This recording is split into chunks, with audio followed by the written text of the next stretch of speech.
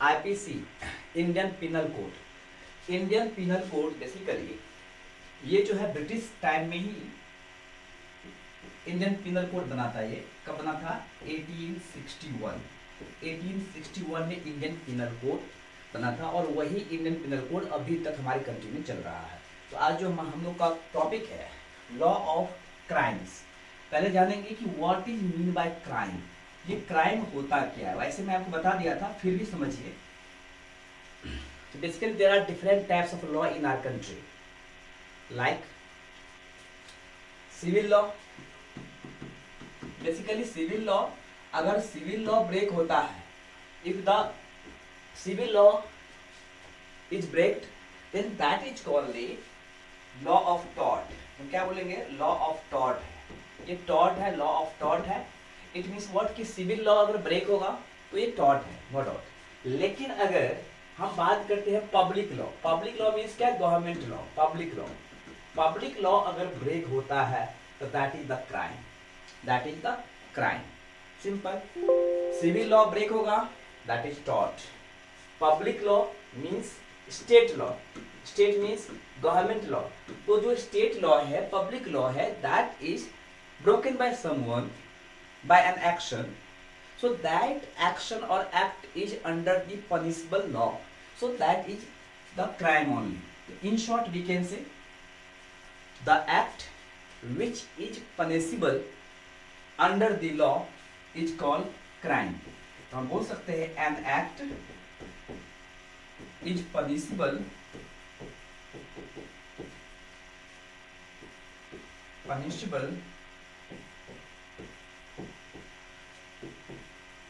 Under the law is crime.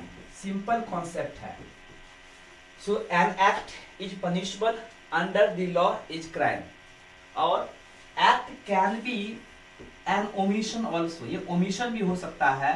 ये an act और omission, an act और omission is under the punishable law, और we can see under the punishable under the law is called crime.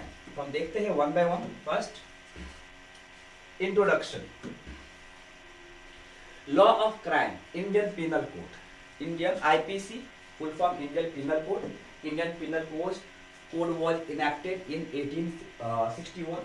According to Austin, crime is any act. Crime क्या है? कोई भी act हो सकता है, कोई भी एक्शन हो सकता है। क्राइम इज एनी एक्ट और omission which the law punishes.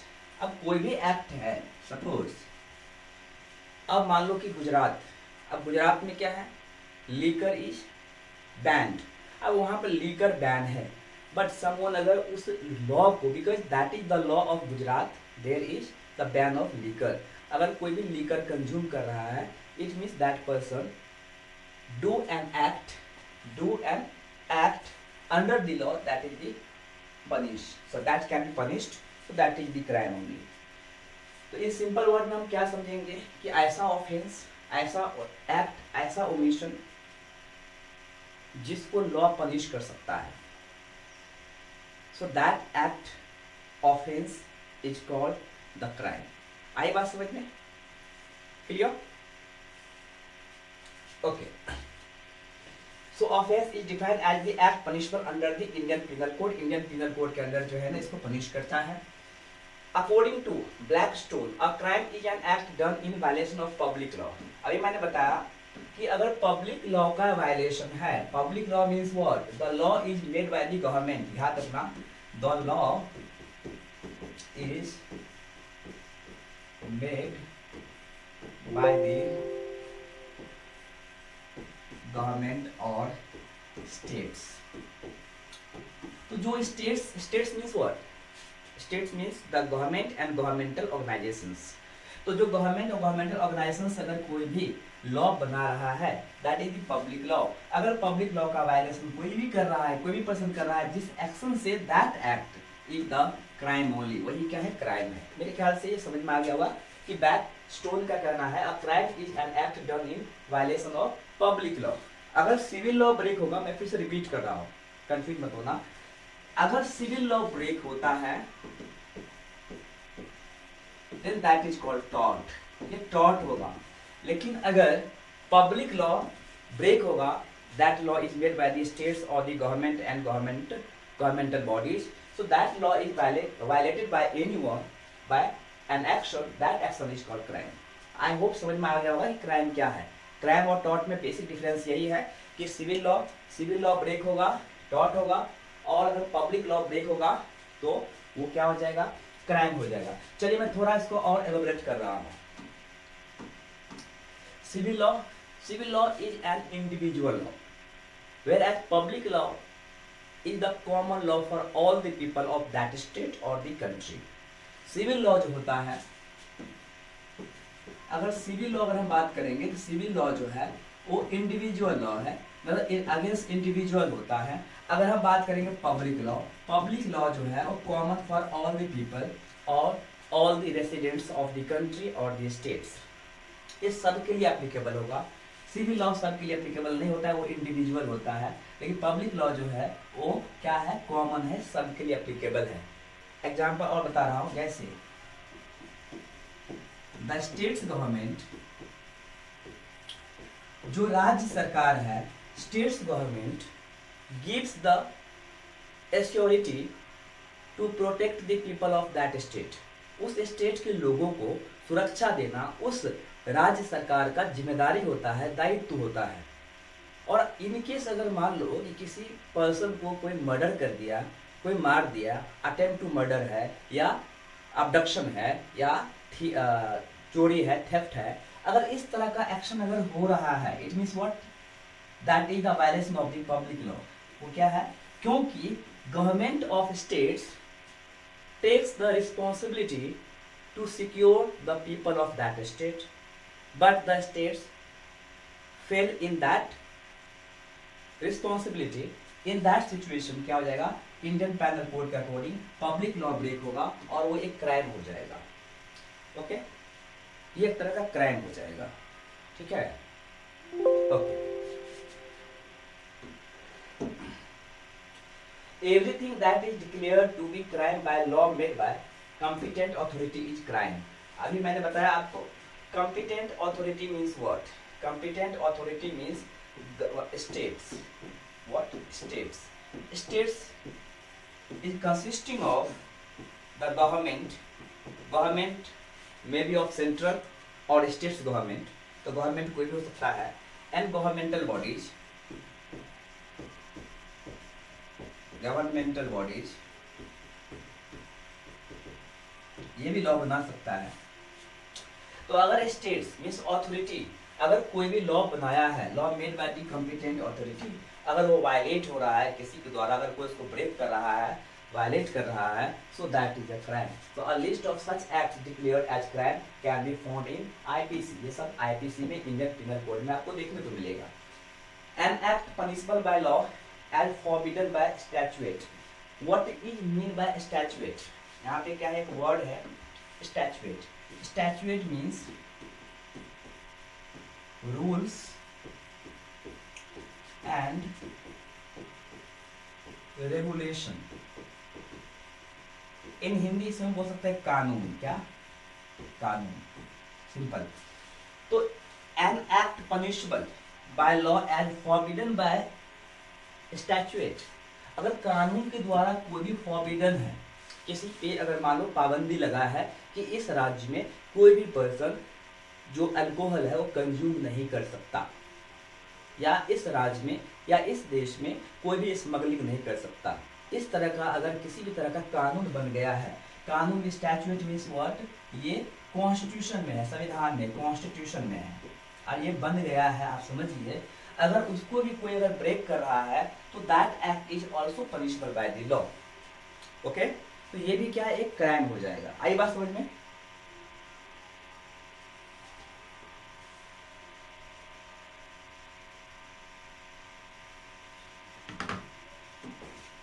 Okay, now state punishes the wrong doors.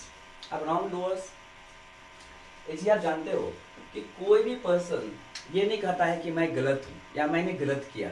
सब each and every person knows herself himself that that person is correct, that person is right, वो जो भी कुछ करा वो गलत नहीं है। तो एक्चुअली जो लॉ है, law is a kind of scale, law is a kind of measurement, वो मेजर करता है, वो स्केल है कि रियली में आपका जो एक्शन है वो पनिशबल है या नहीं है। जैसे मैंने बताया कि अगर सिविल राइट ब्रेक हो रहा है, टॉर्ट है, लेकिन अगर हम सिविल रॉन्ग तो बहुत सारा है ना। अब social wrong is also a kind of civil wrong, even हम बोल सकते religious law is also a kind of civil wrong. तो यहाँ पे कौन सा लॉ जो है पनिशबल है, सॉरी कौन सा जो लॉ है हाँ पनिशबल है, कौन सा पनिशबल नहीं है, वो एक्चुअली आईपीसी में दिया हुआ है। वही बता रहे हैं यहाँ पे कि state punishes the wrong doers through its agency. Its agency means what, अब जैसे मैं बात कर रहा हूँ इसकी एजेंसी कोर्ट हो सकता है, क्या हो सकता है, कोर्ट हो सकता है, इसका डिस्ट्रिक्ट मजिस्ट्रेट हो सकता है, जो मजिस्ट्रेट होता है, इसका जो अदर जैसे हम बात करते हैं पुलिस, पुलिस भी हो सकता है, डिपेंड्स ऑन। तो ये सब क्या है, इसका एजेंसी है। Law and order mechanism in place as the state is under obligation to ensure peace and security in the society, क्योंकि ये स्टेट का ऑब्लिगेशन है कि वहाँ के लोगों की सुरक्षा प्रदान करे, उनको हमेशा शांति और सिक्योरिटी को बनाए रखे। सो दैट्स वाई वो स्टेट जो है वो एक्शन ले सकता है, वो स्टेट जो है उस एक्ट के अगेंस्ट एक्शन ले सकता है। तो आई होप ये समझ में आ गया होगा, राइट।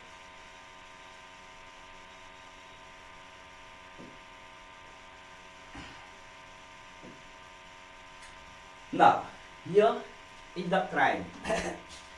यहाँ देखो क्राइम बेसिकली क्या होता है, इस चार्ट से आप समझ जाओगे। क्राइम करने वाला पर्सन डूअर, ये डूअर है, ठीक है। Mains Riya, mains Riya means what, इसका मतलब होता है guilty mind. What, guilty mind. अगर ये पर्सन है जो डूअर है, अगर किसी भी चीज को अगर गिल्टी माइंड से कर रहा है, गलत तरीके से, उसका मानसिकता गलत है, उसका माइंड गलत है, गलत तरीके से गिल्टी माइंड से कर रहा है, एक्ट मीन्स एक्शन, वो कोई एक्शन ले रहा है, और इससे जो रिजल्ट होता है, इससे जो रिजल्ट मिलेगा, सो that is the what, crime. Example के लिए सपोज एक पर्सन है, अब एक किलर है जो किसी को मारना है, तो मेंटली वो प्रिपेयर होता है कि चलो ठीक है उसको हमें शूट करना है, उसको मारना है, तो हाथ में गन लेगा या जो भी कुछ उसके पास वेपन्स होगा, उस वेपन से वो सामने वाले को मारने के लिए पहले उसका माइंड जो है वो क्या हो जाता है, गिल्टी हो जाता है। ओके, पर्सन डूअर, उसका माइंड गिल्टी हो गया, इंटेंशन गलत है तो उसको मारना है, ठीक है। फिर वो क्या करता है, उसको मारने का एक्शन करता है, और फाइनली सेकेंड जिसको मारा है उसका परिणाम है वो डेड हो गया, वो मर गया, सिंपल सी। तो आपको उसमें क्या हो जाएगा, क्राइम हो जाएगा। आई बात समझे, तब क्राइम होगा। आप जरा सोचो, मुझे बहुत गुस्सा है, कोई मेरा एनिमी है जिसपे मुझे बहुत गुस्सा है, और मैं चाह रहा हूँ कि उसको मैं मार दूँ, ठीक है, लेकिन अभी तक मैं वो एक्शन नहीं किया, वो एक्शन नहीं हुआ है और रिजल्ट भी नहीं आया है, तो that is not the crime. Crime के लिए रिजल्ट होना बहुत ज़रूरी है, उसके एक्शन का रिजल्ट जो है वो बहुत ज़रूरी है क्राइम के लिए। आई बात समझ में? ओके, अब यह है motive is not essential for a crime. अब मोटिव जो है वो एसेंशियल नहीं है, कभी मोटिव सही भी होता है, कभी मोटिव गलत भी होता है। एग्जाम्पल के लिए मान लीजिए आपको मारना था, गन चलाना था ए पे, और गलती से बी मर गया, गन शूट करना था ए को, लेकिन उसकी जगह पे क्या है, बी मर गया, तो ऑफकोर्स क्या है, that is also the crime ना, वो भी क्राइम है। भले ही आपका मोटिव उस पर्सन को मारने का नहीं था, लेकिन फिर भी आपका जो एक्शन है वो गलत है, आपका जो एक्ट है वो पनिशबल एक्ट है under the IPC, so that is the crime. तो motive is not essential, motive जरूरी नहीं है। अगर आपके एक्शन से लॉ ब्रेक हो रहा है, लॉ वायलेट हो रहा है, कौन सा law, public law, so that is the crime. आई बात समझ में? तो motive is not essential. Okay, तो यह crime equal to person, person with guilty mind, person with doer with guilty mind, the doer act and got the result, whatever the result. अब जो है मान लो अबडक्शन भी हो सकता है, किसी को अबडक्ट करना है, अबडक्शन भी क्या है, एक तरह का क्राइम है। ओके, मर्डर भी एक तरह का क्राइम है, डोमेस्टिक वायलेंस भी एक तरह का क्राइम है, ओके, स्मगलिंग भी क्या है, एक तरह का क्राइम है,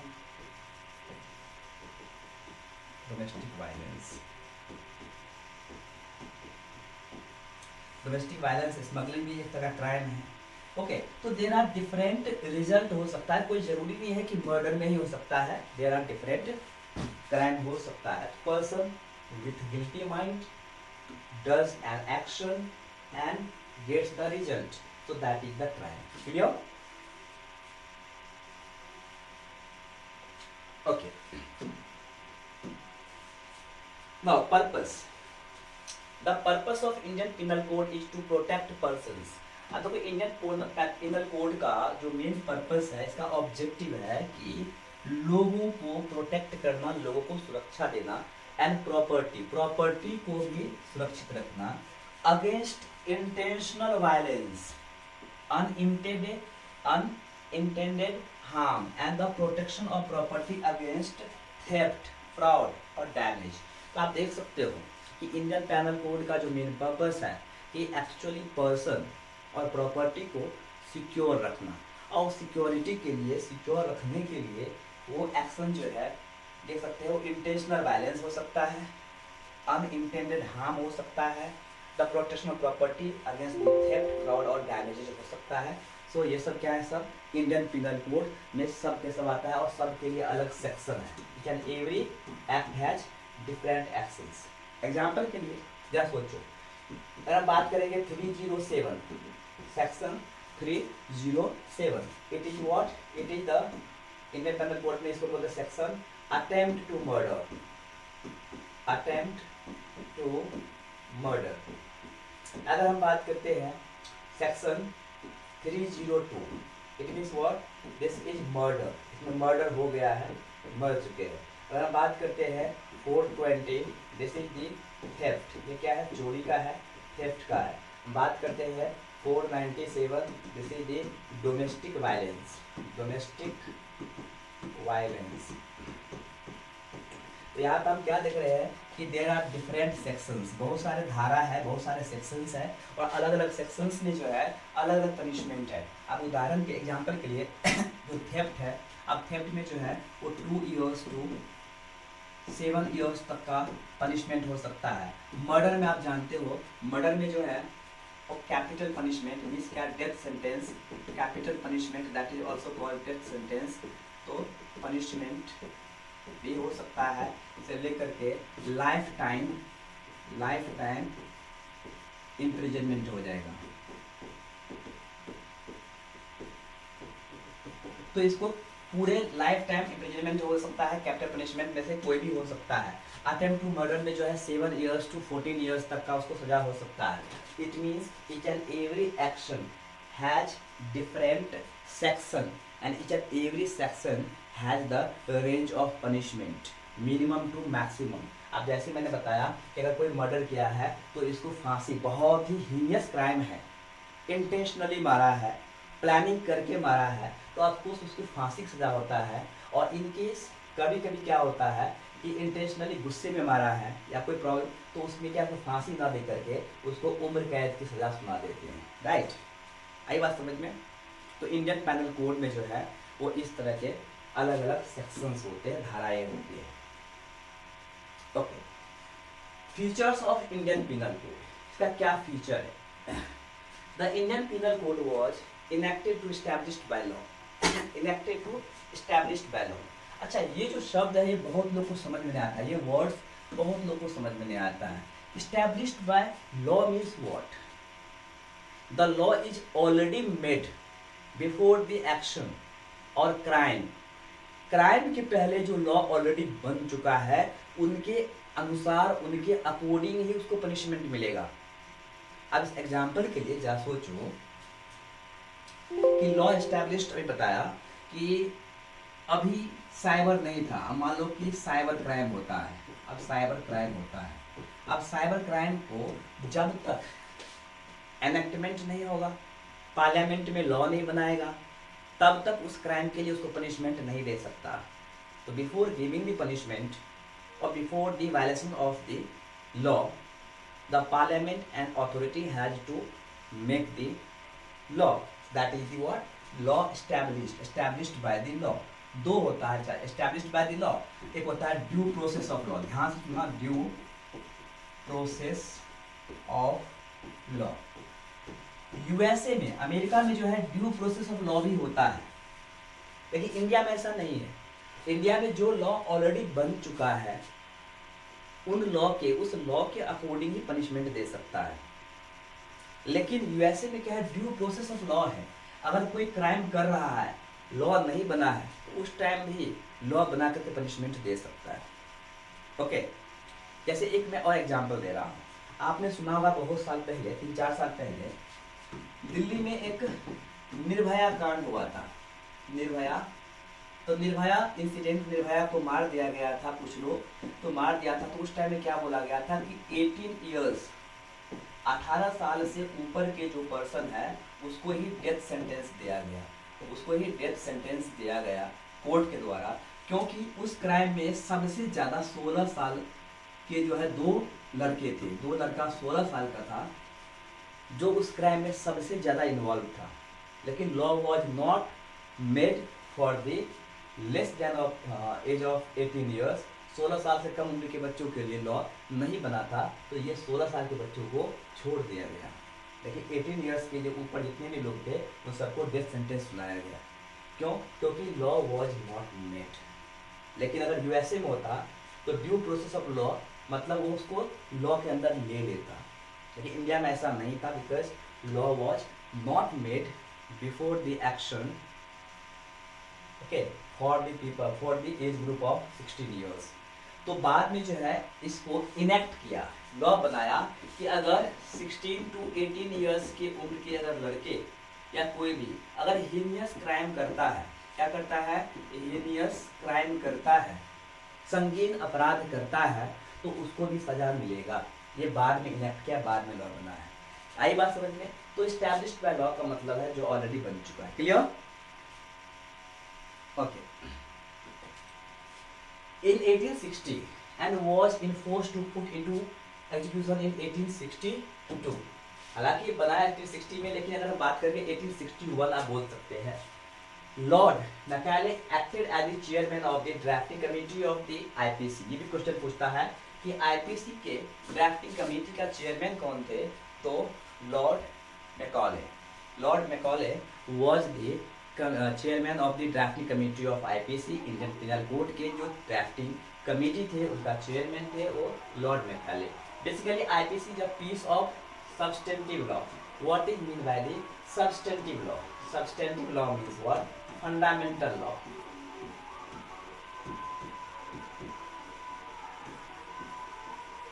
तो वो जो फंडामेंटल लॉ है उसी का एक पार्ट है आपका आईपीसी, सब्सटेंटिव लॉ का एक पार्ट है। तो IPC is a piece of substantive law, और substantive law clearly defines various, आप देख सकते हो, ऑफेंसेस। इसमें अलग अलग ऑफेंस, अभी मैंने बताया कि इसमें जितने भी ऑफेंस है, थेफ्ट हो सकता है, अबडक्शन हो सकता है, मर्डर हो सकता है, या किसी भी तरह का ऑफेंस या क्राइम है उसको डिफाइन किया है। And states the maximum punishment that can be meted और इन ईच केस। तो मिनिमम टू मैक्सिमम इसमें रेंज होता है, जो मैं आपको ऑलरेडी पहले बता चुका हूँ। आई बात समझ में? Okay, good. It does not tell the procedure by which the accused is prosecuted and punished। अब देखो इसमें सिर्फ सेंटेंस सुनाते हैं, उसको पनिशमेंट कैसे करेंगे, क्या करेंगे, ये प्रोसीजर नहीं बताते। अब मैं एक एग्जांपल बता रहा हूँ। अब मान लो किसी को 14 इयर्स का लाइफ इम्प्रिजनमेंट दिया है, कितने का, 14 साल का उसको उम्र कैद की सजा सुनाया है। अब इसमें प्रोसीजर नहीं है कि उसको सजा जो है वो तिहाड़ जेल में होगा, या येरवड़ा जेल पुणे में होगा, या मुंबई जेल में होगा, या कौन से जेल में होगा, कैसे होगा, ये नहीं सुनाता है। आईपीसी में ये डिफाइन नहीं किया है कि what is the procedure to give the punishment.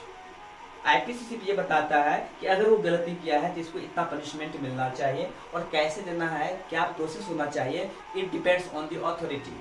वो अथॉरिटी पे डिपेंड करता है उस पनिशमेंट कैसे देगा। फर्स्ट, सेकेंड कंडीशन यहाँ पे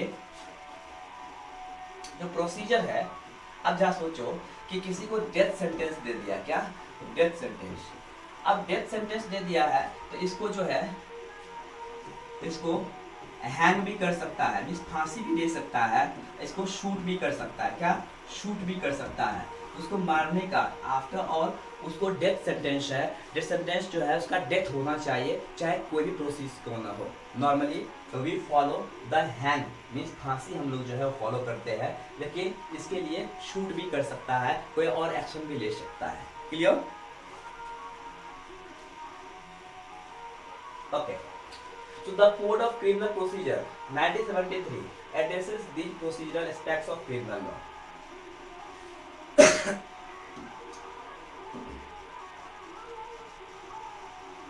Okay, next.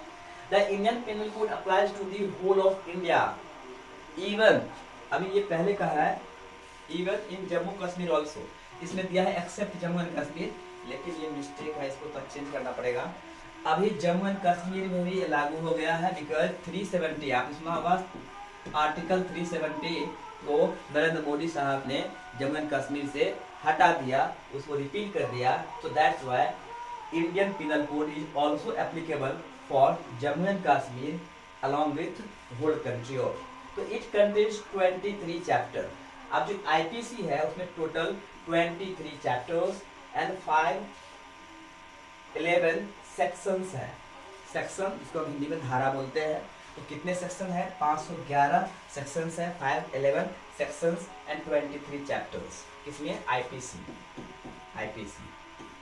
23 chapters and 511 sections. Before the Indian penal code came into effect, the Mohammedan criminal law was applied to both Mohammedans and Hindus. इसके पहले जब ब्रिटिश ने इंडियन पिनल कोड लाया, उसके पहले इंडिया में मोहम्मदियन लॉ चलता था, दोनों के लिए, मुस्लिम्स के लिए भी और हिंदू के लिए भी, मुस्लिम्स के लिए भी और हिंदू के लिए भी।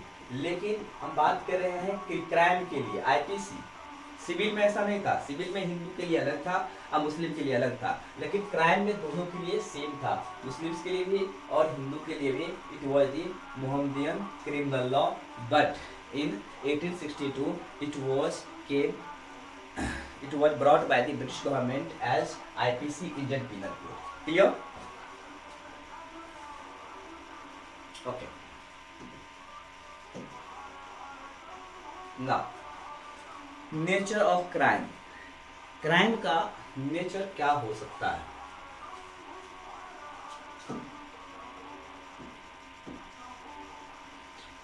प्लेस ए क्राइम, ध्यान देना, प्लेस। अब यहाँ पे पहला है प्लेस, सॉरी, ये प्लेस क्या है कि क्राइम जो है वो हर जगह पे अलग अलग हो सकता है। Okay, means it varies from place to place. In simple word हम बोल सकते हैं कि crime varies from place to place, अलग अलग जगह पे अलग अलग हो सकता है। एग्जाम्पल के लिए, in Gujarat liquor, consuming liquor is crime. Consuming liquor जो है वो गुजरात में क्या है? क्राइम है। But consuming liquor in Goa is not crime. Goa में लीकर कंज्यूम करना क्राइम नहीं है। बट अगर हम बात करते हैं गुजरात में या बिहार में, consuming liquor is a crime.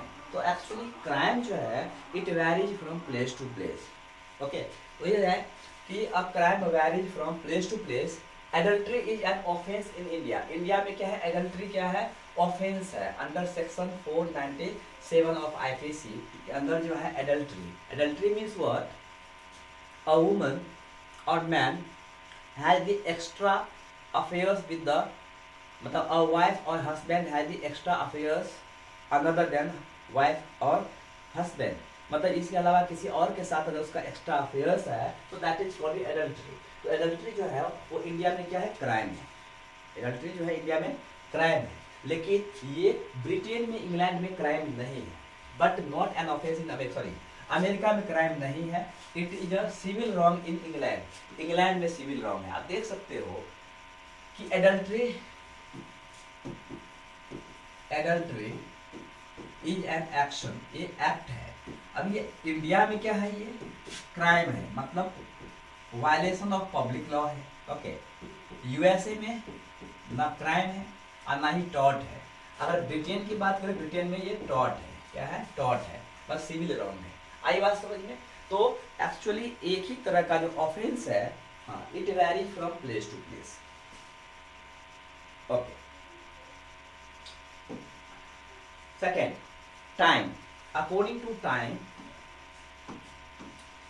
A crime also changes from time to time. अब अलग अलग टाइम पे, अब एग्जाम्पल के लिए कैपिटल पनिशमेंट, फांसी का सजा जो है, ब्रिटेन ने ही शुरू किया था। क्या किसने शुरू किया था? ब्रिटेन, इंग्लैंड ने ही शुरू किया था। But now days almost countries of the world capital punishment, that is the death sentence, को बैन कर दिया है। उसको अब कर दिया है उम्र कैद, लाइफ इम्प्रिजनमेंट। तो अभी ऑलमोस्ट हर कंट्री जो है, पहले वही लाया था लेकिन अभी बैन कर दिया है। अभी किसी को डेथ सेंटेंस नहीं होता, लेकिन इंडिया में अभी भी डेथ सेंटेंस दिया जाता है, लेकिन अदर कंट्री में डेथ सेंटेंस नहीं दिया जा रहा है। ओके, इट मीन्स वो पहले था अभी नहीं है, टाइम के अकॉर्डिंग चेंज हो गया। Consumption of alcoholic drink is a crime during prohibition, but not in case of prohibition is lifted. Okay, जैसे मैं एक और एग्जांपल बता रहा हूँ। 3 years बिफोर, 3 साल, आज से 3 साल पहले की मैं बात बता रहा हूँ कि ये बोला गया था कि जो हाईवे है, जो हाईवे है, हाईवे के 100 मीटर रेंज में, 100 मीटर रेंज में कोई भी लीकर कंज्यूम नहीं कर सकता है, या कोई भी लीकर शॉप नहीं हो सकता है, ये लॉ था। लेकिन उसको 3 years पहले लिफ्ट हटा दिया है, तो अभी कर सकता है। ओके, तो टाइम टू टाइम ये बदलता है, ये चेंज होता है। क्लियर? एक और example,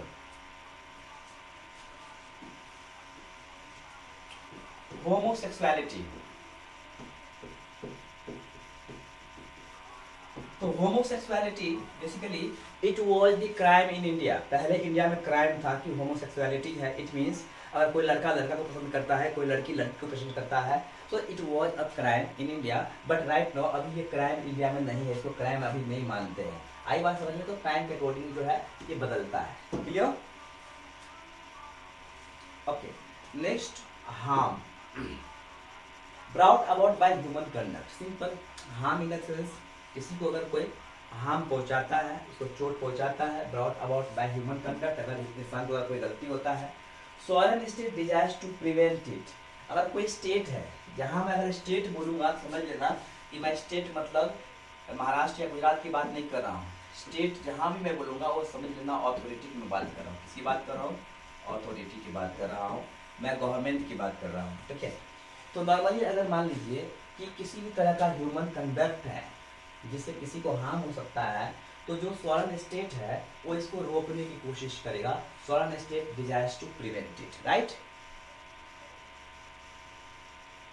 okay, so measures of for prevention include threat of punishment. अब इसके लिए क्या है कि थ्रेट ऑफ पनिशमेंट बताता है कि अगर आप इस तरह की गलती करोगे तो आप इसके लिए पनिशेबल होंगे, आपको पनिशमेंट दिया जा सकता है। जैसे आपने बोलते हैं, आपने देखा होगा कि जो हॉस्पिटल्स होते हैं कि in 100 meters of radius of hospital you can not smoke, आप स्मोकिंग नहीं कर सकते हैं। इनकेस अगर कोई वहाँ पे स्मोकिंग करते हैं तो आपको उसको पनिशमेंट देता है, राइट? आई बात समझ में? क्योंकि जो हॉस्पिटल्स में जो पेशेंट्स होते हैं वो ऑलरेडी पहले से उसका बॉडी जो है वो इम्यून सिस्टम बहुत ही वीक हो जाता है, लेकिन अगर कोई स्मोक करता है तो उससे उसका हेल्थ और भी ज़्यादा हार्म हो सकता है, हेल्थ में प्रॉब्लम हो सकता है। इसीलिए उसको प्रिवेंट करने के लिए, रोकने के लिए वो पहले वार्निंग देता है, थ्रेट देता है पनिशमेंट का कि आप ऐसा एक्शन नहीं कर सकते, राइट?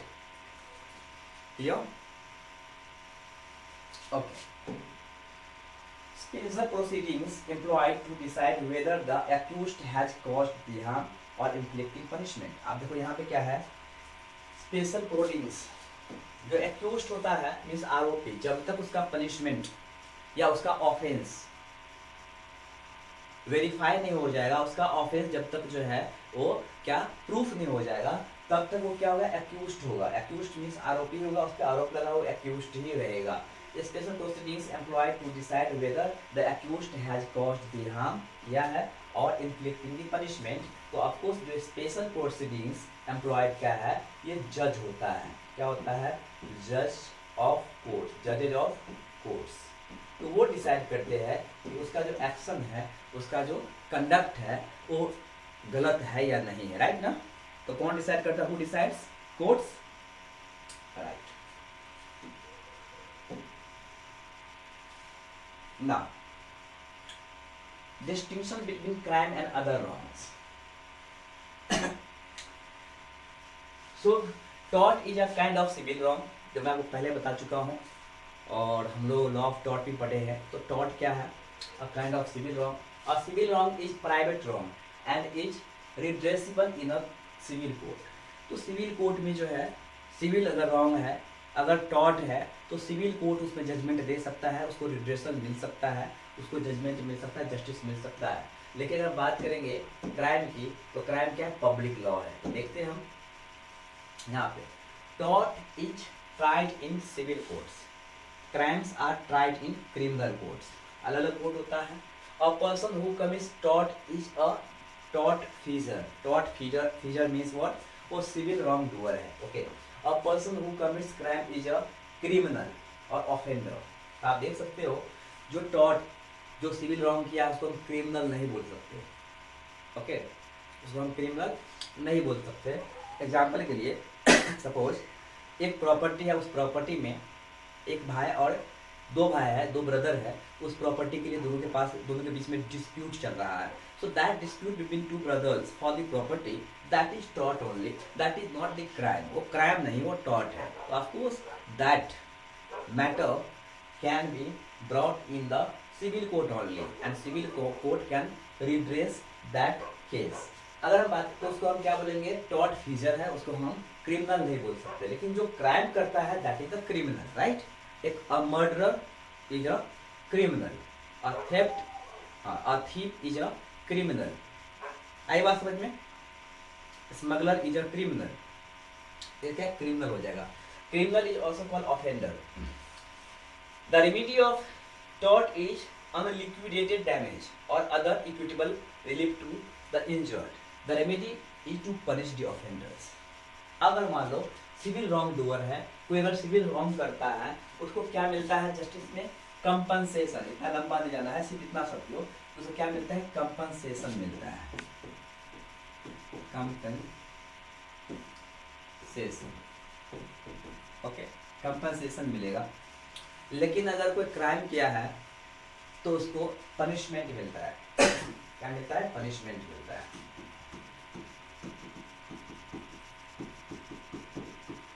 ओके। अब मर्डर, अगर कोई मर्डर है तो उसको पनिशमेंट मिलेगा, डेथ सेंटेंस या लाइफ इम्प्रिजनमेंट या 7 years इम्प्रिजनमेंट, 14 years, जो भी है वो that is the punishment.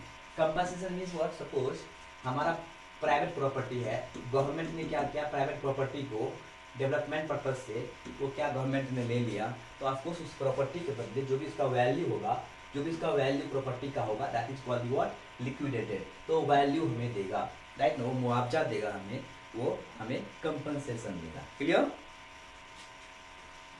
Okay. Tort litigation is compoundable. Tort litigation is compoundable. Compoundable means what, इसमें जेल नहीं होता है, इसमें किसी को जेल नहीं होता या किसी को अरेस्ट नहीं होता। सिविल रॉन्ग डूअर को अरेस्ट नहीं करते, याद रखना, देयर इज नो अरेस्ट। इसमें ना अरेस्ट करता है और ना ही इसको जेल देता है, because that is the civil wrong. तो टॉर्ट लिटिगेशन इज कंपाउंडेबल है। कंपाउंडेबल मीन्स व्हाट, कि उसको आपस में जो है कॉम्प्रोमाइज भी कर सकता है, ओके। देखिए अगर हम बात करेंगे, criminal cases are not compoundable except in case of the exceptions as per section 320 criminal procedure code.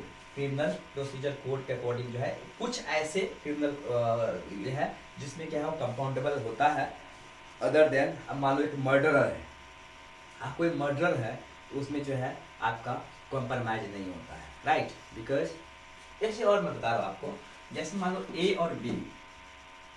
और बी के बीच में अगर सिविल रॉन्ग हुआ है, मतलब ए ने बी के प्रॉपर्टी में जबरदस्ती जो है घुस गया है, मान लीजिए बी के पास एक कैंपस है और without any permission A enters in the premises of the B, so that is the breakage of the tort, मतलब सिविल रॉन्ग। तो इन दैट केस आप ए को पनिशमेंट, ए को जो है ना अरेस्ट नहीं कर सकता, A can not be arrested, okay, A को अरेस्ट नहीं कर सकता। और ये केस क्या होगा, ए वर्सेस बी ही केस होगा, केस क्या होगा, ए वर्सेस बी। आई बात समझ में, इसमें ए डिफेंडर हो जाएगा, मैंने बताया था डिफेंडर हो जाएगा, और बी जो है वो प्रोसिक्यूटर हो जाएगा या प्लांटिफ हो जाएगा, प्लांटिफ और प्रोसिक्यूटर, जो मैं आपको पहले पढ़ाया, ठीक है। लेकिन अगर हम बात करते हैं, अगर कोई क्राइम करता है, मान लो ए बी को मार दिया, ए यहाँ पे बी को मार दिया, तो इसका मतलब ये नहीं कि केस ए वर्सेस बी होगा, ए वर्सेस बी नहीं होगा, क्या होगा, ए वर्सेस जिस स्टेट का वो सिटीजन्स है या जहाँ पे ये क्राइम हुआ है, जैसे मान लो महाराष्ट्र में, तो A versus state of Maharashtra हो जाएगा, because state of Maharashtra has the obligation to protect or provide the security to B, but the state of Maharashtra failed to do it. That's why case जो बनेगा A versus state of Maharashtra। आई बात समझ में? तो ये difference है tort and crime में। Okay,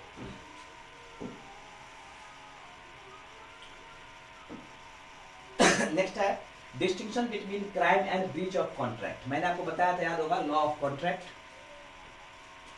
law of contract पढ़ाया था।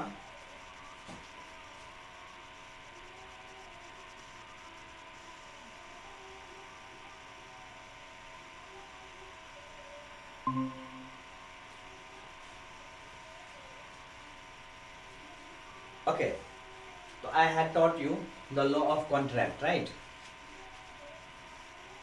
Okay, so a contract is an agreement entered into between two or more parties, persons, subject to certain terms and conditions for a lawful consideration, जो मैं आपको already पहले बता चुका था। Basic concept under criminal law maxim, एक्टस नॉन फैसिट रियम, नेसी मींस सिट रिया। अच्छा, इसका मतलब क्या है समझो, एक्टस नॉन फैसिट रियम, नेसी मींस सिट रिया। Act does not constitute guilt unless done with a guilty intent। आप देखो यहाँ पे एक चीज समझना है आपको कि actus reus means what?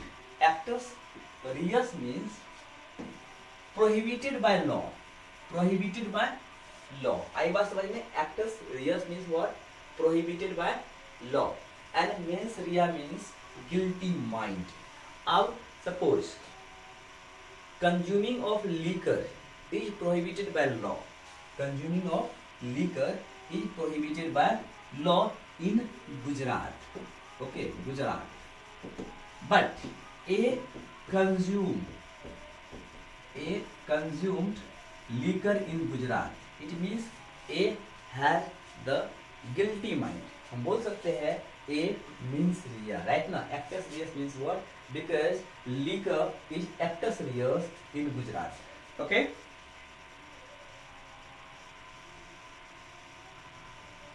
Okay, so actually यहाँ पे बोलता है कि act does not constitute guilt unless done with a guilty intent।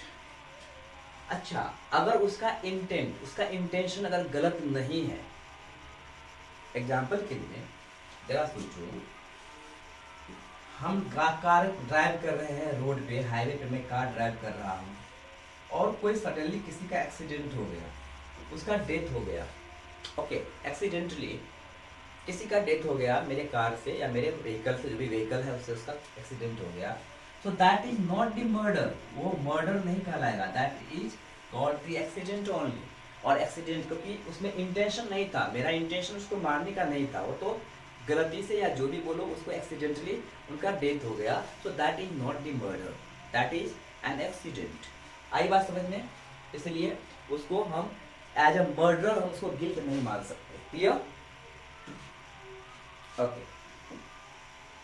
हाँ, लेकिन यहाँ पे एक और है कंडीशन, इसका मतलब ये नहीं कि उसको यूं ही छोड़ देगा, ये भी नहीं है। अब उदाहरण के लिए, अब मान लो कि हमारी कार अभी उसमें अलाउ किया है कि ठीक है आप 60 to 80 किलोमीटर पर आवर के स्पीड से आप चला सकते हैं व्हीकल, लेकिन मैं उस रोड पे 60 to 80 नहीं, मैं उस रोड पे जो है वो 100 किलोमीटर पर आवर के स्पीड से चला रहा था, तो हम पे ये एक्शन, ये जो लॉ को मैंने ब्रेक किया, इसके अकॉर्डिंग मुझ पे क्या हो सकता है, मुझे पनिशमेंट दे सकते हैं। ओके, फॉर मर्डर नहीं दे सकता, लेकिन मैंने कहीं ना कहीं ब्रेक तो किया। लॉ, लॉ क्या है, जैसे मान लो मुंबई, अब मुंबई में आप देखते हो, मुंबई में जो हाईवे है, अब मुंबई में दिन के टाइम में जो ट्रक होता है, load truck is ban. Load truck जो है उस हाईवे से नहीं जा सकता है। रात को भी अगर जाएगा तो बोला गया है कि 30 to 40 kilometre per hour he speed होना चाहिए। तो ये क्या है, लॉ है। Okay, inside the Mumbai, specially in highways, so that is the law. अगर मान लो 30-40 के स्पीड से जा रहे हैं और फिर किसी का एक्सीडेंट हो रहा है तो कोई प्रॉब्लम नहीं है। लेकिन मान लो किसका स्पीड अगर 50 का है और किसी दूसरे व्हीकल्स को उसने टक्कर मार दिया, सो दैट इज व्हाट। आई बात समझ में? Okay, now omission or commission of an act prohibited by law constitutes an offense, existence of legal duty। वही है omission और commission। omission और commission, omission means what, there are some duty to perform by the citizens or authority। कुछ ऐसे duties होता है, कुछ ऐसे एक्टिविटीज होता है जो हमारा ड्यूटी है, हमें वो करना चाहिए। एग्जाम्पल के लिए, दिस इज रोड एंड अगर मैं इधर से जा रहा हूँ, अगर मैं इधर से जा रहा हूँ, इधर से जा रहा हूँ, means left side, left side is our side and right side is the other side. Right side जो है और इधर के है, तो आप देख सकते हो दोनों का अलग अलग साइड डिसाइडेड है। यहाँ पे आप देख सकते हो ये हुई होता है। अब मान लो कि ये व्हीकल्स, अगर कोई व्हीकल्स अगर इधर से जा रहा है इस डायरेक्शन में, सो दैट इज रॉन्ग, वो गलत है। That is what, omission. Omission means what, the person does not follow the law, that is means वो लॉ को ओमिट कर रहा है, राइट ना? क्लियर? कमीशन मीन्स व्हाट, कि this is not our right, but still we are going through this route in this way, so that is also commission of an act prohibited by law constitutes of an offense। तो उसको मैं offense बोल सकते हो, वो भी क्या है, offense है, वो भी क्या है, गलत है। okay, mens rea refers to the mental element necessary to the particular crime। mental element as I told you कि उसका जो मानसिकता होना चाहिए, उसका जो मेंटालिटी होनी चाहिए, वो क्या होनी चाहिए, उस क्राइम को करने का होना चाहिए। जैसे एग्जांपल के लिए अभी मान लो मैं ए बी, चलो क्या है, ए मान लो एक बॉय है, ए क्या है, एक लड़का है, बी एक गर्ल है, लड़की है। अगर इसका भी उम्र जो है मान लो 19 ईयर्स, इसका एज भी है 18 ईयर्स। ओके, इफ अगर दोनों मिलके कहीं चले जाते हैं विदाउट इन्फॉर्मिंग देयर फैमिलीज, वो दोनों अपने परिवार को नहीं बोलते हैं, और अगर ये दोनों कहीं भी मिलके चले जाते हैं एनी पिकनिक स्पॉट्स या कहीं पे भी, अब ए और बी के जो पेरेंट्स हैं अगर उस पर केस करेगा या उस पर अगर मान लो उनको कोर्ट में ले जाएगा, तो there is no guilty mind. वो मेंटल एलिमेंट जो है वो गलत नहीं था, because both are free to take decisions for themselves. दोनों अपने के लिए डिसीजंस लेने के लिए चाहे वो क्या है, एलिजिबल है, because their age is above 18 years और 18 years, so that's why they are eligible to take decisions for themselves. That's why वो नहीं होगा, because that is not the guilty mind, right ना? ओके, ये समझ में आया?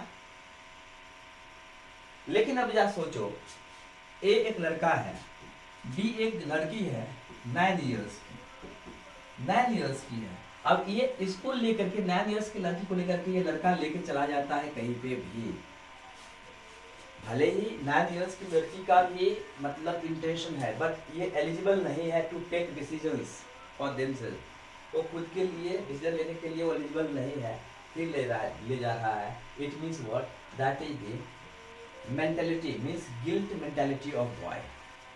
और लड़का का जो है गिल्ट मेंटालिटी हो जाएगा।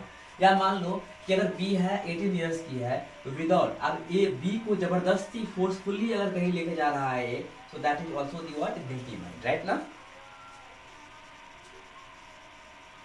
Okay, and the mental element may be either intention to the immediate act or bring about the consequence or recklessness as to such act or consequence। अब देखो यहाँ पे बहुत सारी चीजें दिया है कि अगर उसका इंटेंशन है कि कुछ इमीडिएट एक्ट लेगा, ब्रिंग अबाउट दी कंसिक्वेंसेस और recklessness as to such act। अब एग्जाम्पल मैंने बताया था कि अगर मैं व्हीकल से जा रहा हूँ और सडनली बिना इंटेंशन का किसी का डेथ हो गया है तो that is not the crime, but intentionally मेरा इंटेंशन है कि उसको कुचल के मारना है और फिर मैंने जानबूझ के उसके व्हीकल्स को या उसके कार को मैंने टक्कर मार दिया ट्रक से intentionally with guilty mind, so that is the crime. वो क्या हो जाएगा फिर? क्राइम हो जाएगा, राइट ना?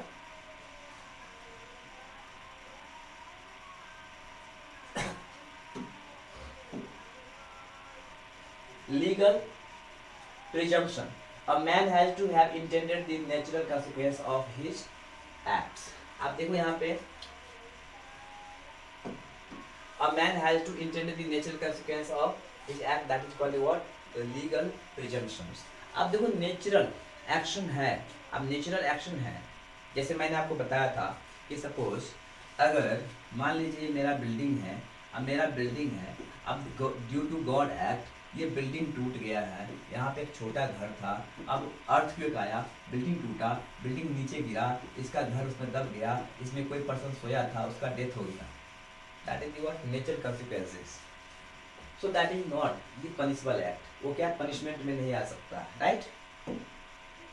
समझ रहे ना?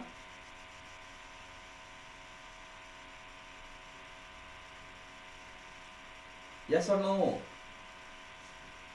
Okay, mens rea is not required in following offence. ध्यान देना, mens rea as I told you guilty mind is not required in following offences exception to mens rea, मतलब कुछ ऐसे एक्ट है, कुछ ऐसे ऑफेंस है जिसमें आपका इंटेंशन क्या है वो मैटर नहीं करता है।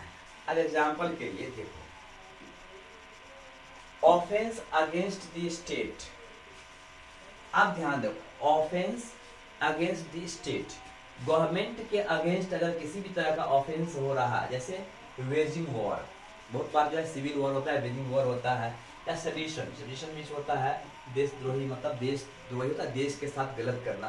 तो ये क्या, इसके लिए आपका मेन सही हो या गलत हो कोई फर्क नहीं पड़ता है, लेकिन आपने वो किया है, भले ही आपका गिल्टी माइंड नहीं था, but also you are punishable. Kidnapping, आप देखो मैंने अभी एक एग्जांपल दिया कि ए और बी जो है, इसका 18 इयर्स उम्र है, इसका 19 इयर्स उम्र है, अगर ये दोनों डिसीजंस लेते हैं, दोनों डिसीजंस लेते हैं अपने, तब जो है कहीं जा रहे हैं विदाउट इन्फॉर्मिंग देयर फैमिली, तो दैट इज नॉट क्राइम। लेकिन अब सोचो कि ए 19 इयर्स का है, अब बी मैंने बताया 9 इयर्स का है, और इवन बी और A both are agree to go at there, दोनों एग्री है वहां पे जाने के लिए, लेकिन अब ए का भले ही इंटेंशन गलत हो या ना हो, because B is not eligible to take decision behalf of herself, that's why actually इसके लिए मेंस या ए का माइंड कैसा है doesn't matter, that is the crime. Clear?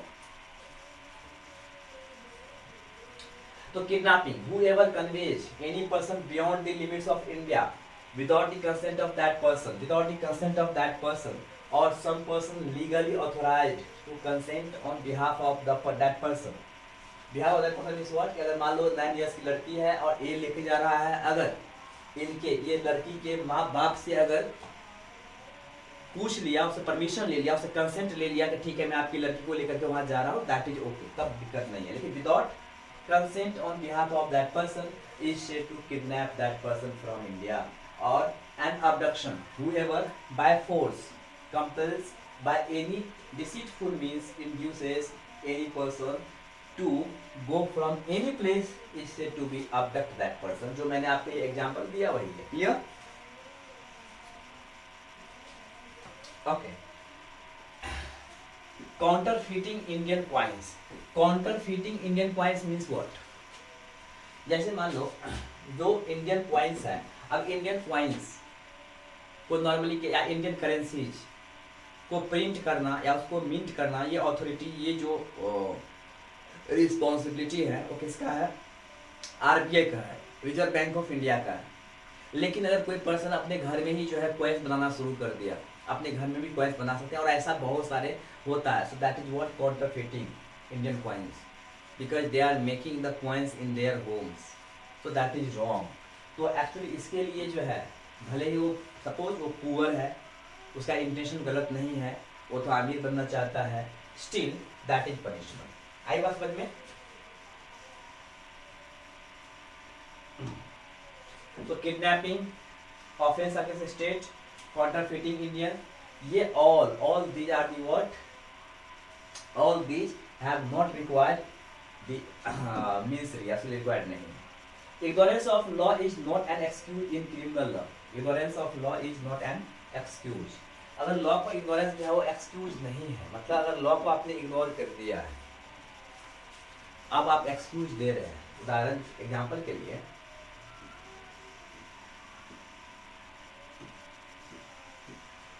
This is road, यहाँ पे ट्रैफिक सिग्नल्स है। अब ट्रैफिक सिग्नल्स है, अब जो है अब यहाँ पे जो है एक्चुअली रेड लाइट जल रहा है, फिर भी जो है रेड लाइट है, फिर भी जो है व्हीकल इधर से लेकर इधर चला गया, लेके जा रहा है, तो एक्चुअली वो एक्सक्यूज देगा कि नहीं हम नहीं देखे या हमें जल्दी जाना है। सो एक्सक्यूज डजंट मैटर, वो गलत है तो गलत है, राइट ना? Clear? Mistake of fact is allowed, mistake of fact is allowed, but mistake of law can't be ignored। mistake of fact allowed है, mistake of fact allowed है, लेकिन mistake of law can't be allowed। Example के लिए क्या सोचो, आप समझ में आएगा?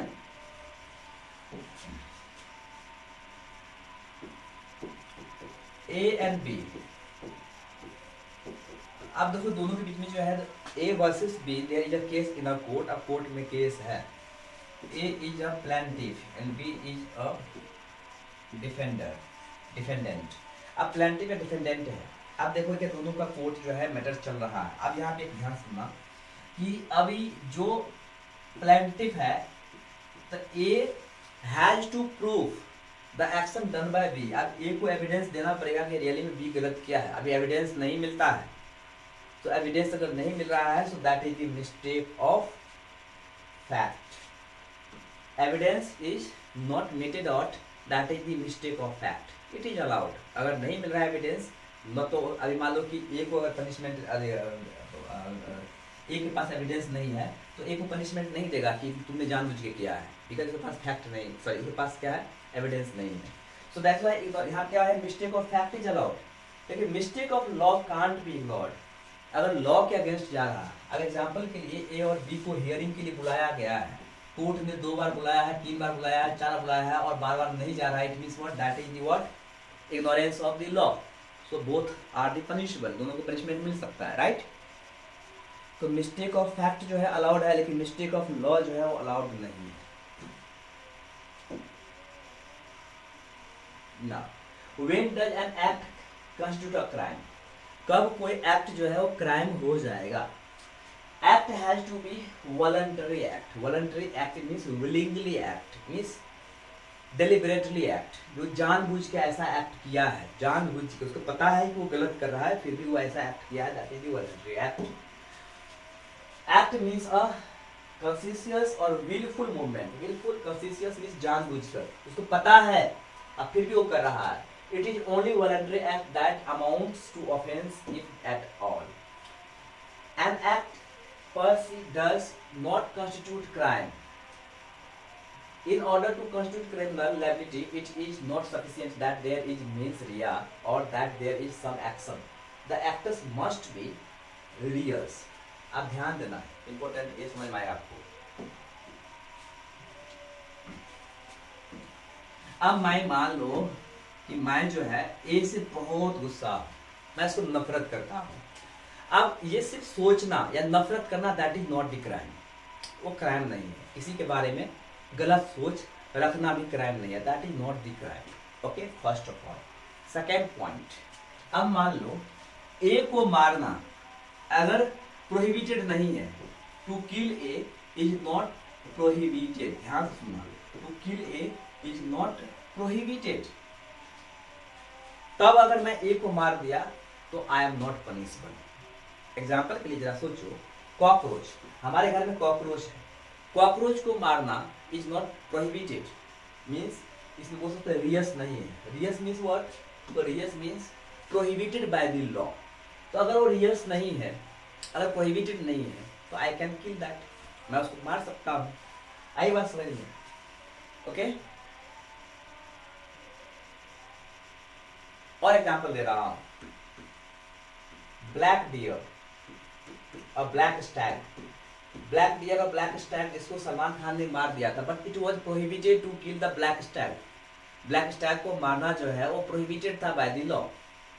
ओके, तो अगर by the wild life act 1972 के अकॉर्डिंग जो है प्रोहिबिटेड था, और सलमान खान ने ब्लैक स्टैग को, ब्लैक बग को, जो ब्लैक बकरी बोलते हैं, मार दिया, तो ऑफकोर्स उसको क्या है, पनिशमेंट मिला है, और केस वगैरह आपने सुना होगा रवि विष्णु के बारे में, ये सब चल रहा है, that is prohibited by the law. लेकिन अगर मैं बात कर रहा हूँ गोट है, बकरा को मारना, दैट इज नॉट प्रोहिबिटेड, तो बकरा को मार सकते हैं। आई बात समझ में? तो रियस जरूरी है, रियस means prohibited by the law. Okay, so the act should be prohibited by law, the act should be prohibited by law, and there should be means रिया और guilty intention behind the act, और उसमें ये भी होना चाहिए कि उसके पीछे guilty intention होना चाहिए। ओके, तो तभी जो है इसको क्राइम मानेंगे। act should result in harm, अगर उस एक्ट से हार्म होता है, अब एग्जांपल के ध्यान से देखना,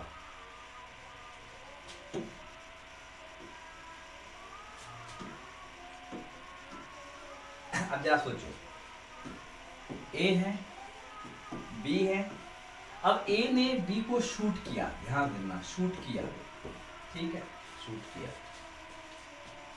लेकिन बी जो है इसको गोली लगी, लेकिन ये मरा नहीं, बी का डेथ नहीं होता है, तो बी का डेथ नहीं होता है, और ए ने बी को मारना कोशिश किया, लेकिन बी का डेथ नहीं होता है, तो ए पे 302 सेक्शन नहीं लगेगा, सेक्शन जो है मर्डर का होता है 302, ये सेक्शन नहीं लगेगा।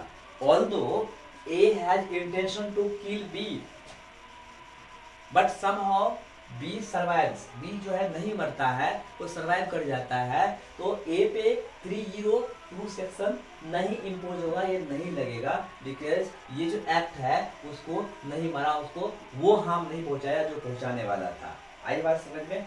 हाँ, लेकिन इसका मतलब ये नहीं इसको यूं ही छोड़ देगा, बिकॉज इसका गिल्टी मैन तो था, इसलिए इसको 307, that is the word attempt to murder, वो अटेम्प्ट तो किया मारने का, अटेम्प्ट टू मर्डर का चार्ज लगेगा, अटेम्प्ट टू मर्डर का चार्ज लगेगा। आई बात समझ में? तो result is necessary, clear?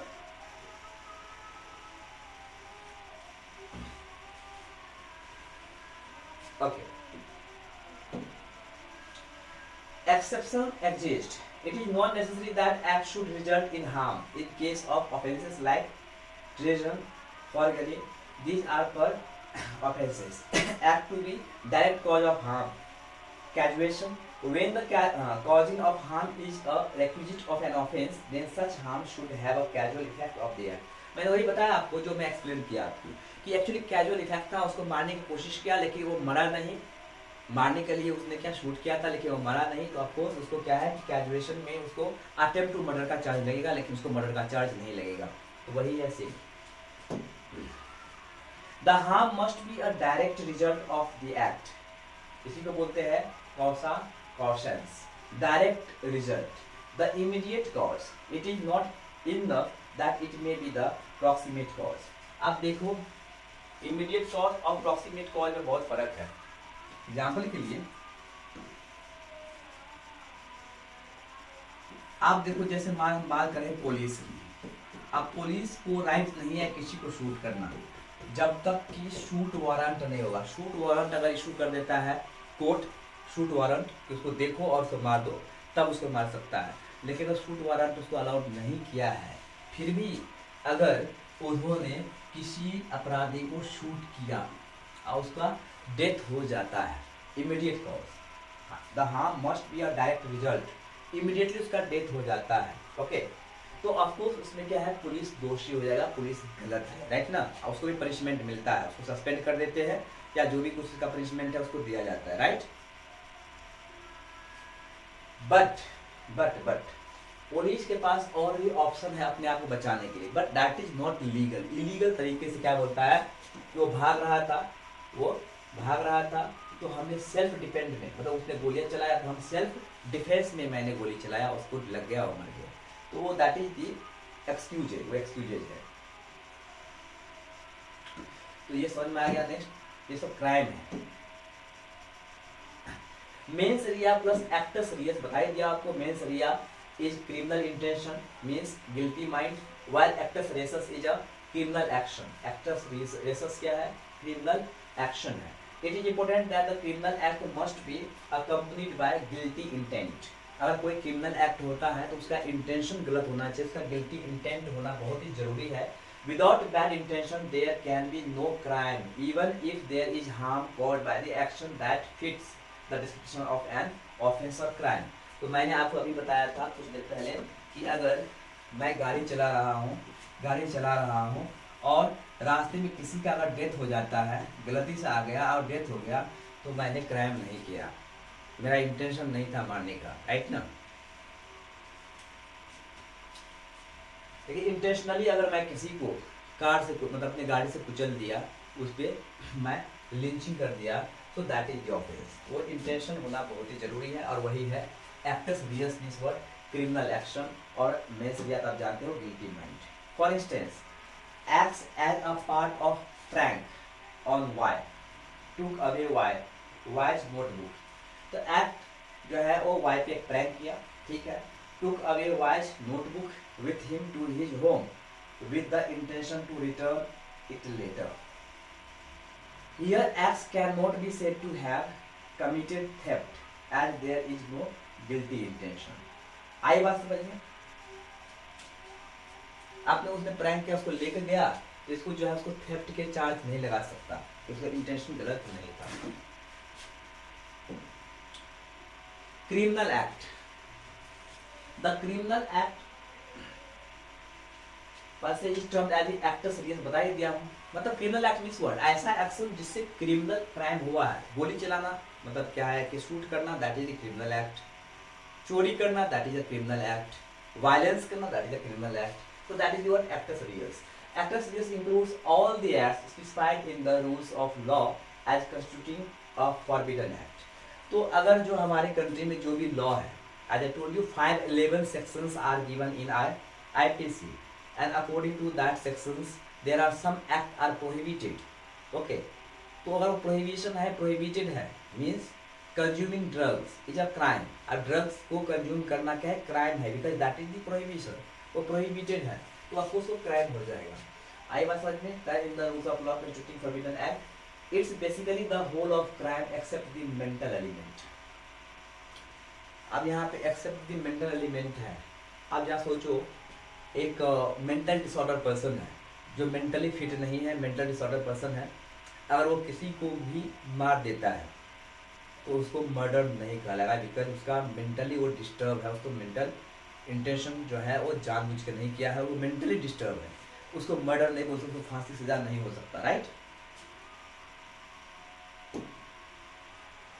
Guilty intention. The term mens rea refers to the क्या वायलेशन होगा, violation which is the motive force behind the criminal act.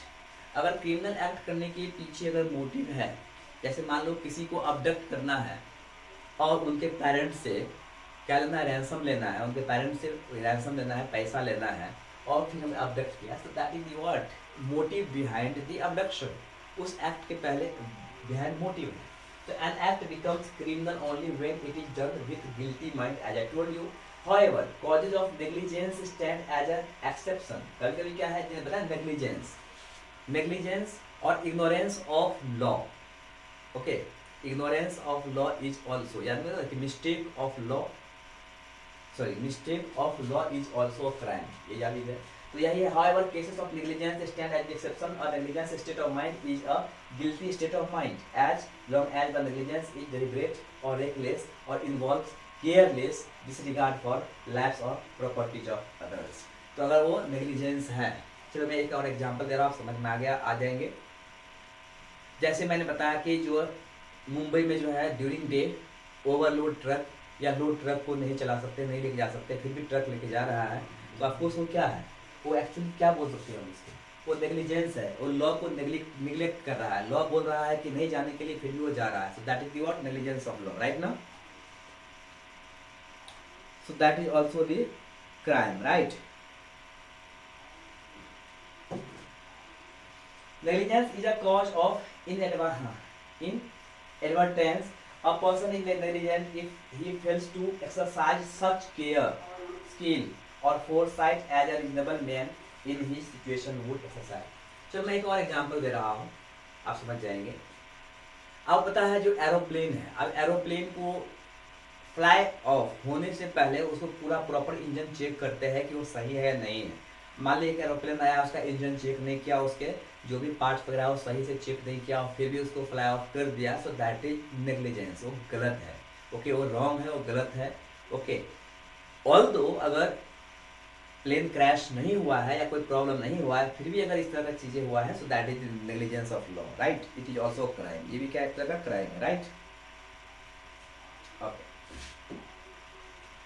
example, a doctor forgets to take off a morphine dip inserted into the vein of a patient after he is sufficiently sedated. A doctor knows that such negligence can result in death or paralysis of the patient. Such reckless disregard of the life of the patient is enough to establish guilty state of mind. आई बात समझ में?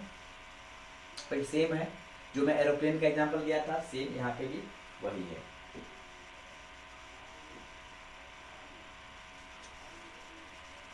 Okay, general defense. A person is generally responsible for his act accompanied by means rea, as I told you, बार बार वही आ रहा है, means rea means what? Guilty mind. A person is generally responsible for his act accompanied by guilty mind. However, there are certain exceptions. Accused can use these general defenses to escape liability. तो कहीं पे वो बचने के लिए कुछ defences है, वो डिफेंस को यूज कर सकते हैं। जैसे मैंने आपको बताया ना, अगर एक्सीडेंटली किसी को मार देते हैं और सामने वाले पर्सन के पास अगर कोई प्रूफ नहीं है, कोई एविडेंस नहीं है, लेकिन भले ही गिल्टी माइंड था, फिर उसको जान के कुचल के मार दिया, but there is no proof of such act, then the person, वो जो ड्राइवर है, उस पर कोई चार्ज नहीं लगेगा मर्डर का, राइट। तो accident, nothing is an offence which happens due to accident और misfortune and without any criminal intention or knowledge is the doing of a lawful act in a lawful manner by lawful means and with proper caution and care. अच्छा, ये चीज ये भी समझना है, उसको accident तो बोल दिया, लेकिन अगर इलीगली बताया ना कि एक्सीडेंट से अगर कोई डेथ होता है तो उसमें तो चार्ज नहीं लगता है, लेकिन अगर एक्सीडेंट अपने आप को डिफेंड करने के लिए जो है एक्सीडेंट जो है ना वो बहाना ही बना देता है। चलिए मैं एक और एग्जांपल बता रहा हूँ, आप समझ जाएंगे। जैसे मान लो एक डॉक्टर है, डॉक्टर ने ऑपरेट किया, डॉक्टर ने एक पेशेंट को ऑपरेट किया, ठीक है। और डॉक्टर जो है वो पेशेंट को, एक मिनट, हाँ, डॉक्टर जो है वो पेशेंट को ऑपरेट किया, ठीक है। अब उसका इंटेंशन नहीं है, लेकिन ऑपरेशन के टाइम में कुछ प्रॉब्लम हो गया और जो पेशेंट है उसका डेथ हो जाता है। क्या हो जाता है? से डेथ हो जाता है। So actually doctor has no intention to such kind of the act कि उसका डेथ ही हो जाएगा, फिर भी उसके हाथों से ऑपरेट के टाइम में उसका डेथ हो जाता है। So that is an accident, so that is not the crime, right.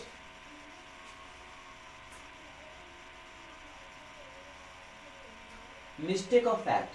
Nothing is an offense which is done by the person who is or who by reason of mistake of fact or not by reason of the mistake of law is good faith believes himself to be bound or justified in doing such act. So mistake of fact means what? अब example के बता कि A and B, अब B जो है वो crime कर रहा है, B क्राइम किया, इसने देखा, ए देखा, A is eyewitness, A eyewitness है कि बी ने क्राइम किया, बी ने गलती किया। तो अब ए जो है वो नहीं बता रहा है, वो उसको पूछे, उसको जो अथॉरिटी है या पुलिस है इसके विटनेस के लिए पूछ रहा है, बोल रहा है कि बताओ, तो ये नहीं दे रहा है, ये नहीं बता रहा है। So that is not the crime, ये क्राइम नहीं है, ये नहीं बताना that is not the crime, right ना। ये क्राइम नहीं है, मिस्टेक ऑफ फैक्ट है लेकिन क्राइम नहीं है, राइट। ओके, फैक्ट नहीं बता रहा है कि that is not the crime. Act of child, अगर कोई बच्चा है, चाइल्ड है, टेंडर एज का है, तो वो सभी क्या है? आपका डिफेंस है। मतलब nothing is an offence which is done by a child below 7 years of age. 7 साल से कम उम्र के बच्चा अगर किसी का मर्डर भी कर देता है तो उस पर कोई भी चार्ज नहीं लगेगा। such a child is excused because he does not have sufficient maturity or understanding to judge the nature and consequences of his act and conduct. Between 7 and 12 years of age, culpability depends on whether the child understood the nature and consequences. इसमें भी देखो 7 साल से 12 साल के बच्चे में भी वो कितना समझता है और कितना अंडरस्टैंडिंग है उसके पास, उसके अकॉर्डिंग ही उसको पनिशमेंट मिलेगा। ऐसा नहीं है, पनिशमेंट भी क्या कैसा मिलेगा, तो ओनली फॉर, उनको बोलते हैं बाल सुधार, मतलब क्या है, चाइल्ड रिहेबिलिटेशन जो होता है वहाँ पे उसको दिया, उसको जेल ना भेज के तो चाइल्ड रिहेबिलिटेशन में भेजेगा। अब 12 years of the age of child is presume to the understanding and nature. उसमें भी क्या अंडरस्टैंडिंग ऑफ नेचर, जैसे मैंने बताया ना आपको कि अगर 16 इयर्स, और एक केस निर्भया वाला केस बताया था कि 16 इयर्स के 2 लड़का था वो बच गया था, जबकि उसका मोटिव बहुत ज़्यादा था। तो बाद में उसको क्या कर दिया कि अगर हीनियस क्राइम है, उसका अंडरस्टैंडिंग है और उसको पता है कि इस क्राइम से सामने वाले मर सकते हैं, तब उसको अब पनिशमेंट मिलेगा। तो जो बच्चे हैं, टीनेजर हैं, तो उनको पनिशमेंट नहीं मिलता है जल्दी, वो बच जाता है। Insanity means nothing is an offense which is done by a person who at the time of doing it by reason of the unsoundness of mind। मैंने बताया ना कि एक मेंटल डिसऑर्डर है जिसका माइंड जो स्टेबल नहीं है, मेंटली फिट नहीं है, अगर वो भी किसी तरह का एक्शन करता है तो वो भी क्या है, क्राइम नहीं है, जो मैं आपको पहले बता चुका हूँ, राइट ना। ओके, अब देखो, x is of unsound mind and is accused of slashing Y's throat. According to X, he just wanted to play prank with Y. He wanted to hide Y's head while Y was sleeping, and that is why he took it and planned to return Y's head once he got up. Here X can claim defense of insanity as he is unable to understand the nature and consequence of his act. आई बात समझ में? तो एप्स क्या है, unsound mind, right. Intoxication, nothing is an offence which is done by a person who at the time of doing it is by reason of intoxication, incapable of knowing the nature of the act or the fact that what he is doing is wrong or contrary to law। तो इसमें भी क्या है, intoxication में भी जो है वो बच जाते हैं, राइट ना। तो नहीं पता है, अननोन है, ये सब क्या है, सब डिफेंसेस है, right. However, the thing that intoxicated him should have been administered to him without his knowledge or against his will. The person who has voluntarily intoxicated himself cannot take the defense of intoxication for the act committed intoxicated। वही है, okay.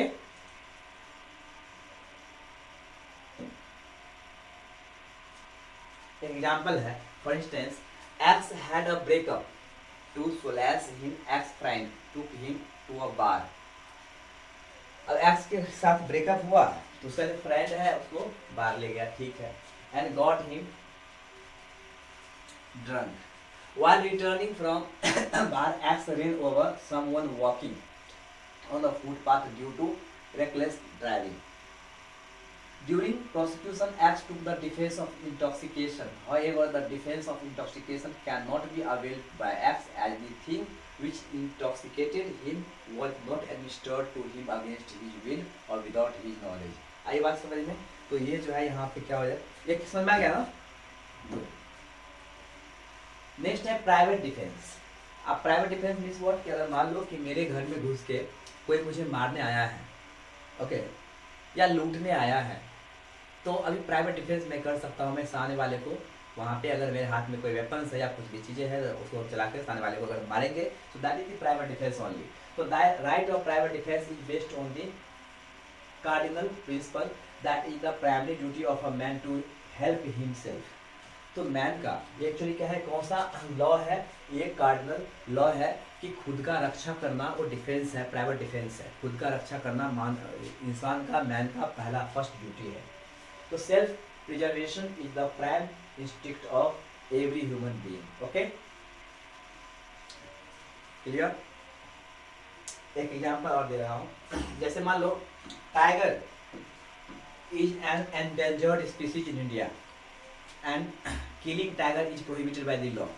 Tiger को मारना जो है law मतलब क्या है, illegal है, क्राइम है, बिकॉज एंडेंजर्ड स्पीसीज है। लेकिन अगर कोई टाइगर अगर मुझे मारने आ रहा है या मेरे बच्चों को मारने आ रहा है या मेरे परिवार को मारने खाने आ रहा है या कुछ कर रहा है, I can kill the tiger and that is not the crime, because ये हो जाएगा private defence, right? Okay, nothing is an offense which is done in the exercise of the right of private defense. Every person has the right to protect his own body and the body of other persons against any offense against the human body. मतलब अपने family को भी बचा सकते हैं या किसी दूसरे ह्यूमन को भी. Every person has right to protect property of himself or others against any offense falling under the definition of the theft or robbery. इसलिए भी कर सकते हैं, right? Private defense upholds the principle of the self-preservation. However, to get the benefit of private defense, acts done in private defense should be proportionate to the harm faced. तो ये भी होता है कि कितना harm किया है. Anyway, clear? Okay.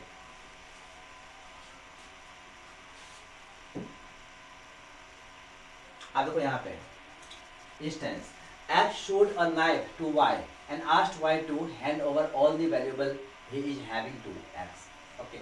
Y took out a revolver from his pocket and after seeing the knife and Y started running again. Okay. In spite of that, X fired from the revolver, hitting Y on his back, which caused his death. Here the force used by X on pretext of self-defense was not proportionate to the threat. क्योंकि ये देखो ये important है कि अगर private defence आप use किए हैं तो उसके प्रोपोर्शनेट है या नहीं है. अब एक और एग्जांपल दे रहा हूँ. जैसे मान लो ये मेरा घर है ए, ये मेरा घर है और ये बी है. बी ने मेरे प्रॉपर्टी में एंटर कर गया. अब मेरे प्रॉपर्टी में एंटर कर गया तो मैं इसको ऐसा नहीं है कि मैं इसको शूट कर दूंगा या मार दूंगा. वो एंटर किया है विदाउट एनी वेपन्स, कोई बिना वेपन्स के आया है और एंटर कर गया, तो हम उसको रॉबरी नहीं बोलेंगे या उसको हम मार नहीं सकते हैं, राइट ना? ठीक है, हमारे अंदर वो घुसा है, उसको हम बोल सकते हैं, उसको हम कर सकते हैं, उसको हम धक्का देकर हटा सकते हैं, निकाल सकते हैं, डांटी होके, लेकिन उसको हम मार नहीं सकते हैं. आई बात समझ में?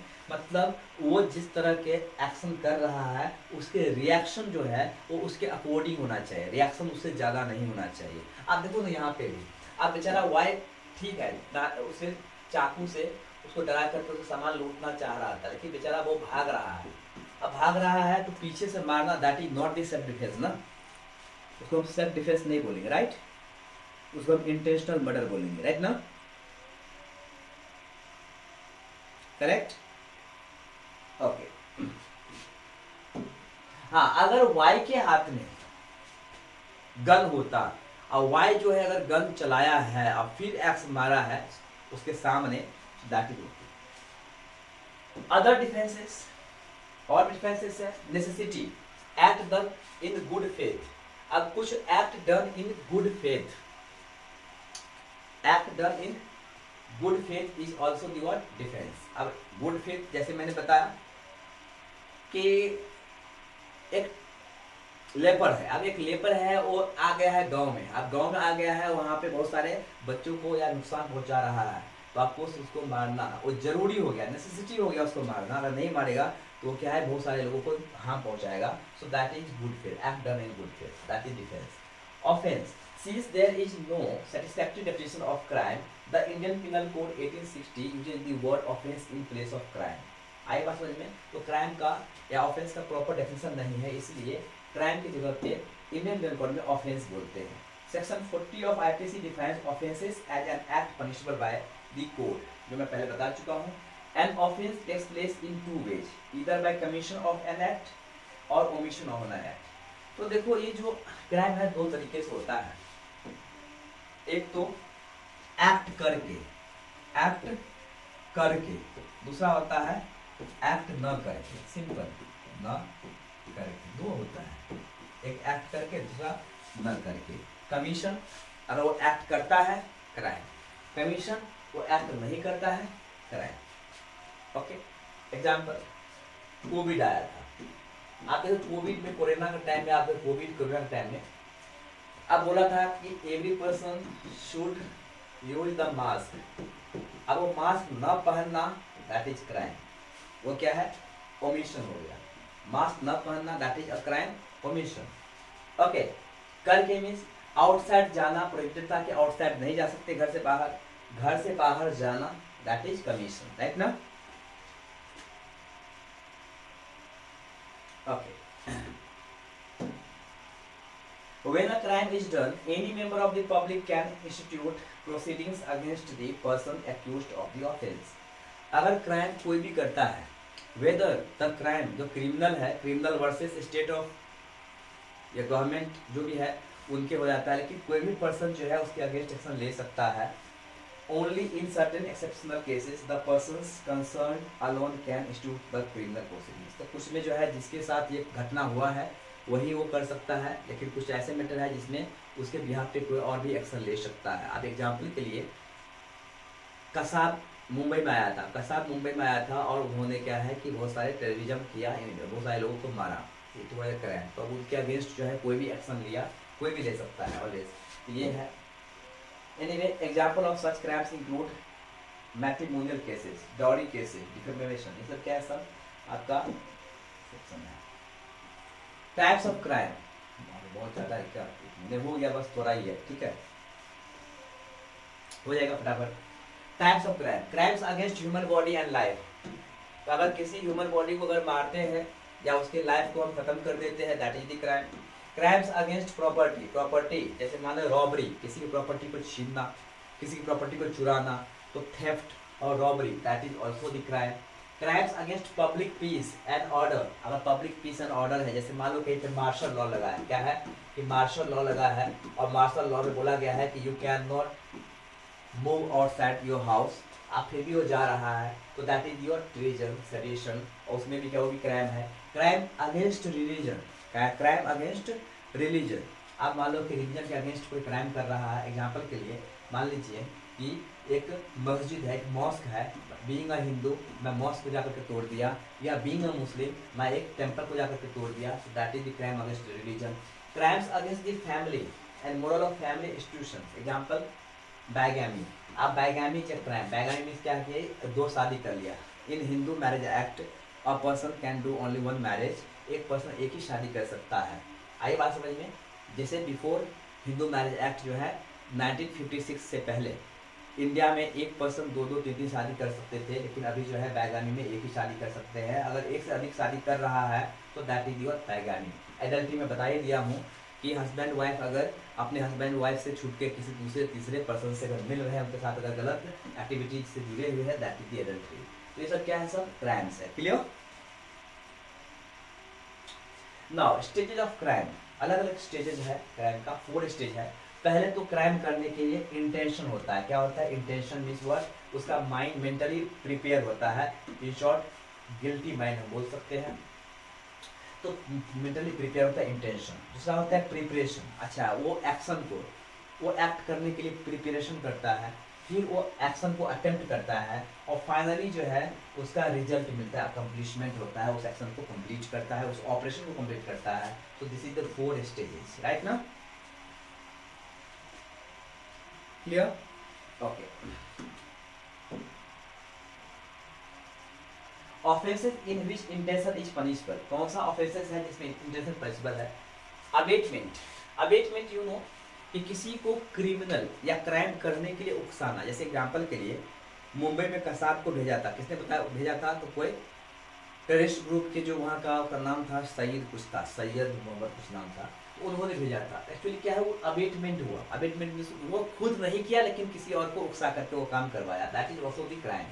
Criminal conspiracy it means what, कि आप कॉन्स्पिरेसी बनाना, एक तरह से क्या षड्यंत्र रचना और फिर फाइनली उस क्राइम को अंजाम देना, that is also the crime.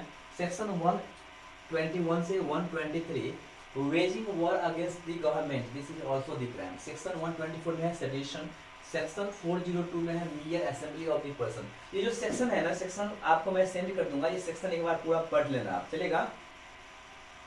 Section को एक बार आप लोग को, ये आईपीसी का सेक्शन है, offence in which preparation is punishable, ये सब क्या सेक्शन में आता है इसमें। ओके, ये पहला इंटेंशन था, नेक्स्ट प्रिपरेशन, प्रिपरेशन भी देखो, पहले intention, first preparation, okay, second preparation भी क्या है, इसमें कुछ सेक्शंस है। Okay, offences in which attempt is punishable. अब यहाँ पे अटेम्प्ट है, अटेम्प्ट टू मर्डर बता दिया हूँ 307, attempt to commit culpable homicide 308, attempt to commit suicide 309, attempt to commit suicide that is also the crime, okay 309, attempt to acid attack 326 B, attempt to commit robbery, ये जितने भी आप देख रहे हो सब के सब क्या पनिशमेंट है, अटेम्प्ट टू कमिट रॉबरी और डकैती, ओके।